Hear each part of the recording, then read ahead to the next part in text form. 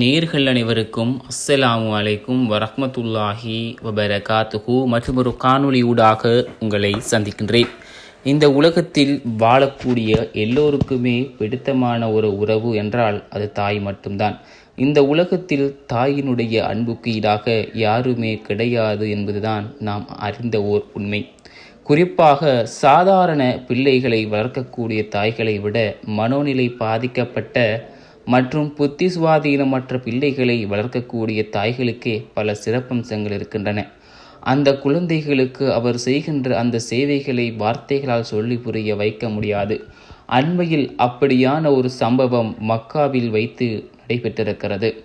Morocco நாட்டைச் சேர்ந்த இந்த தாய் தன்னுடைய புத்தி சுவாதீனமற்ற ஒரு மகனை மக்காவுக்கு உம்ராவுக்காக கூட்டி வந்திருக்கின்றார்.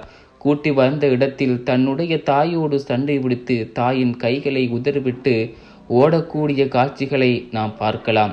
உம்ராவுக்கு வந்த அனைவருமே வியந்து இந்த காட்சியை பார்க்கின்றார்கள். ஆனால் அந்த தாய் அவமானப்படாமல் தன்னுடைய மகனுக்கு ஏதோ ஒரு வார்த்தையை சொல்கிறார்.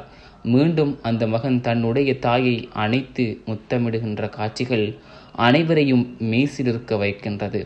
சமூக வலைத்தளங்களில் இந்த வீடியோவை பார்த்த அதிக மாணவர்கள் இந்த தாயினுடைய மகத்தான செயலுக்கு பாராட்டுக்களையும் தெரிவித்த வண்ணம் இருக்கின்றார்கள்.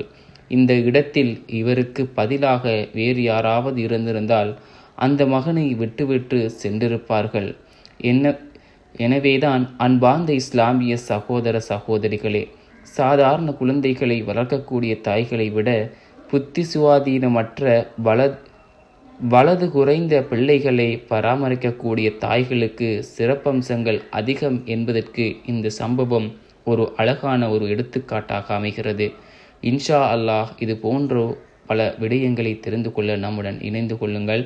அஸ்ஸலாமு அலைக்கும் வரஹ்மத்துல்லாஹி வபரகாத்துஹு.